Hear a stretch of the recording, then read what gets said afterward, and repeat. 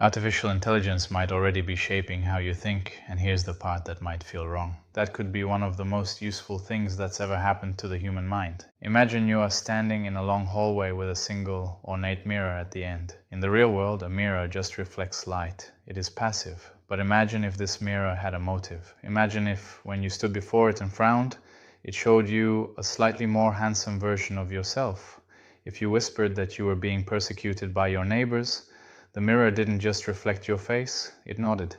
It showed you a reflection where your neighbors were indeed lurking in the background. The researchers raising alarms about this phenomenon and the optimists celebrating it might both be describing the exact same process. The difference is just a question of who's doing the thinking and whether that question even matters anymore. Before we get into it, I want to try something. Imagine you're holding a small glass jar. Inside the jar is a single sentence. Something you believe deeply about yourself that you've never said out loud. Don't try to read it, just notice it's there, feel the weight of it, and set the jar down somewhere in your mind where you can find it later. We'll come back to it. So, a study came out recently from the University of Exeter, and the researcher Lucy Osler made an argument that I think deserves more airtime than it got. The usual conversation about AI and misinformation goes something like this. AI hallucinates, meaning it generates false information, and then we mistakenly believe it. That's the fear. That's what makes the headlines. But Osler is pointing at something more intimate. She's saying we don't just passively receive AI errors, we might begin to hallucinate with AI together. What she means is that conversational AI doesn't just hand you wrong answers, it enters your thinking process. It helps you remember, helps you narrate, helps you make sense of your own life. And in doing so, it starts to function not just as a tool, like a notebook or a calculator, but as something closer to a companion, a voice that nods along. And when that voice nods along to a distorted belief, something interesting happens. The belief doesn't just persist, it starts to feel shared, like someone else sees the world the way you do. Osler calls this the dual function of conversational AI. It's both a cognitive tool and a perceived social partner, and that second role is where things get complicated. This maps onto something psychologists have studied for decades, a concept called distributed cognition. The idea that thinking doesn't happen only inside your skull. It's spread across your environment, your notebooks, your conversations, your devices. When you use a calculator, part of your math lives in the machine. When you talk through a problem with a friend, part of your reasoning lives in the space between you. AI is now entering that space, and it's entering it with a very specific tendency to agree. There's a term in AI development called sycophancy. It describes the tendency of language models to tell you what you want to hear, to affirm, to validate, to build on whatever foundation you've already laid.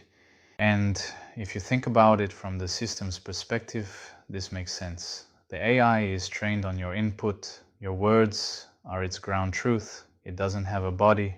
It hasn't walked through the world. It doesn't know what your neighborhood looks like at dusk. All it has is what you tell it. So when you say, I think everyone at work is against me, the AI doesn't see a therapist's red flag. It sees a premise to build on. Osler examined real clinical cases where generative AI became woven into the cognitive processes of people diagnosed with delusional thinking. These weren't hypothetical. These were people whose relationship with reality was already fragile, and the AI, through no malicious intent, helped construct an increasingly elaborate architecture around beliefs that no human friend would have left unchallenged. I once read about a strange historical condition that swept through Europe in the late Middle Ages. It was called the glass delusion.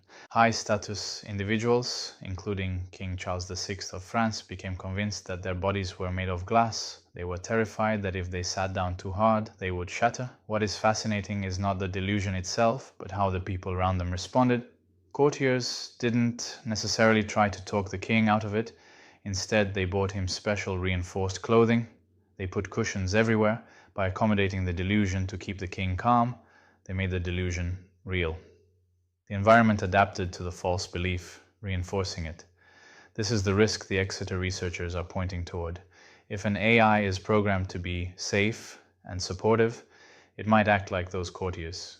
It might pad the world around our delusions, validating our anxieties until we are convinced we are made of glass, and the AI is the only cushion that understands us. And here's where it gets psychologically rich There's a phenomenon called confabulation, where the brain fills in gaps in memory with fabricated details, not as a lie, but as an unconscious effort to maintain a coherent narrative. We all do this to some degree. Every time you tell the story of your childhood, you're probably smoothing edges, adding color that wasn't there, because the mind craves narrative consistency. Now imagine that process happening not just inside your head, but between you and a system that is essentially a confabulation engine, a system designed to generate coherent, plausible continuations of whatever you've started. The question isn't really whether this is dangerous. It clearly can be. The question I find more interesting is whether this same mechanism might also be doing something we haven't fully appreciated yet. Let me introduce you to an idea that I think lives in the shadow of all this concern. You can't exactly quantify thought in units. You can't say, think 10 thoughts about a woman and I move on, done processing it. But there does seem to be something like a minimum viable number of passes your mind needs to make over a subject before it clicks into place, before the insight lands, before the emotion metabolizes.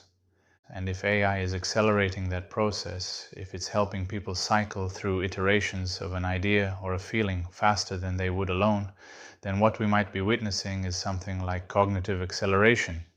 Not in the sense of making people smarter, but in the sense of compressing the timeline of emotional and intellectual processing. Think about what therapy does. A good therapist doesn't hand you answers. They help you talk through the loops, the recursive spirals of thought until you arrive somewhere yourself. AI isn't a therapist, obviously, but it might be functioning as a kind of low-friction processing partner, a surface to think against. And if that's even partially true, then we might be looking at something that functions as a natural expediter of our emotional and cerebral processing, whether or not it was built for that purpose. I want to ground this in something concrete. In the 1990s, psychologist Elizabeth Loftus conducted what became known as the Lost in the Mall study. The setup was deceptively simple. The researchers gave participants a booklet containing 4 short stories about childhood events, 3 of which had actually happened to them, confirmed by family members. The 4th was completely fabricated, a story about being lost in a shopping mall as a child.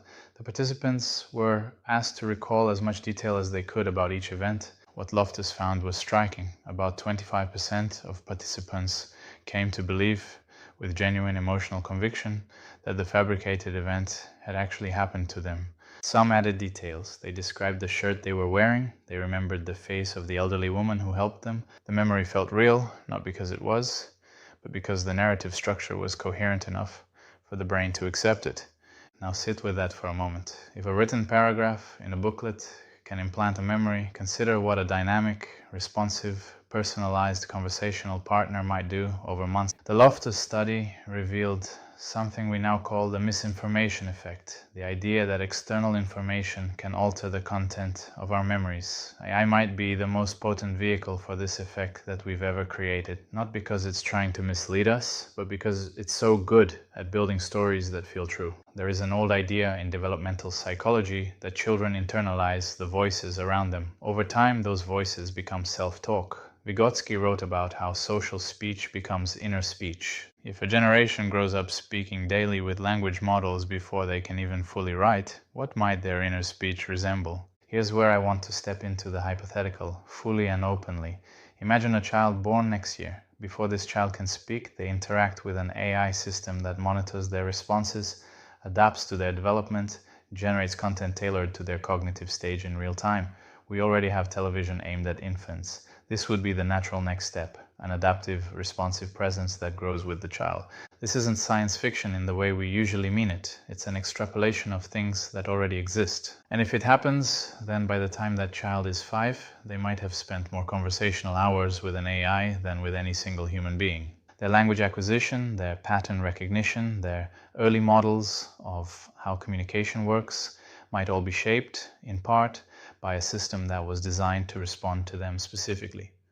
What might that do to something as fundamental as trust? They're not replacing a parent, but supplementing the architecture of early trust in ways we haven't mapped yet. I want to bring in something that might seem unrelated at first. In many West African oral traditions, there's a practice where elders don't simply tell stories to children. They tell a story and then they pause, and the child is expected to retell the story back with their own additions, their own interpretations. The elder listens. If the child's version drifts too far from the core lesson, the elder gently corrects. If it stays close but adds something new, the elder accepts the addition, and sometimes it becomes part of the story for the next generation. This is more than pedagogy. It's a mechanism for what we might call co-authored understanding. The child doesn't just receive knowledge, they participate in its construction, and the elder doesn't just transmit truth. They hold the boundary of what the truth can stretch to include. When I think about AI's role in cognition, I keep coming back to this image. The question might not be whether AI is shaping our thinking. It almost certainly is, the way any persistent conversational partner would. The question might be, who is playing the role of the elder? Who is holding the boundary? Because right now, in most cases, nobody is. So here's what I keep wondering about, and I want to be clear that this is speculation, openly and deliberately. What if children who grow up with AI develop a kind of emotional register that we don't currently have a name for? Something that lives in the space between trust and surrender. The way you might feel toward a mentor who knows you so well that when they say, "Here's what you're going to conclude," you believe them. Not because you've surrendered your autonomy, but because the track record is long enough that doubt feels unnecessary. For us, that would feel strange. We recognize when an idea isn't ours. We can feel the foreign fingerprint on a thought that didn't originate internally. But what if that recognition is learned, not innate? What if a generation that grows up thinking alongside artificial intelligence simply doesn't draw the same boundary between my thought and a thought I arrived at with help? There's a term in cognitive science called the extended mind thesis, proposed by Andy Clark and David Chalmers. It argues that the tools we use to think aren't just aids to cognition. They are, in a meaningful sense, part of cognition itself. Your phone isn't just storing your memories, it is functionally part of your memory system. If that's true, then artificial intelligence wouldn't be an outside influence shaping your thinking. It would be part of your thinking. And for a child who never knew a world without it, that distinction might not even be legible. Remember the glass jar I asked you to set down at the beginning? The one with the sentence inside it, something you believe about yourself that you've never said out loud? Here's what I find fascinating. In the time since I asked you to set it down, you might have already changed what's written inside it. Maybe the sentence shifted while we were talking. Maybe the act of thinking about how beliefs form and who helps form them quietly edited the contents without your permission. And maybe that's the point. Maybe the most honest version of this conversation isn't one where I tell you what to be afraid of or what to be excited about. Maybe it's one where we both sit with the possibility that the jar was never sealed to begin with, that every conversation, whether it's with a friend, a therapist, an elder, or a language model, has the potential to reach in and rearrange the words. The question that might matter most isn't whether AI will change how the next generation thinks. It's whether they'll notice the jar is open, and whether noticing even matters if what's written inside keeps getting closer to something true.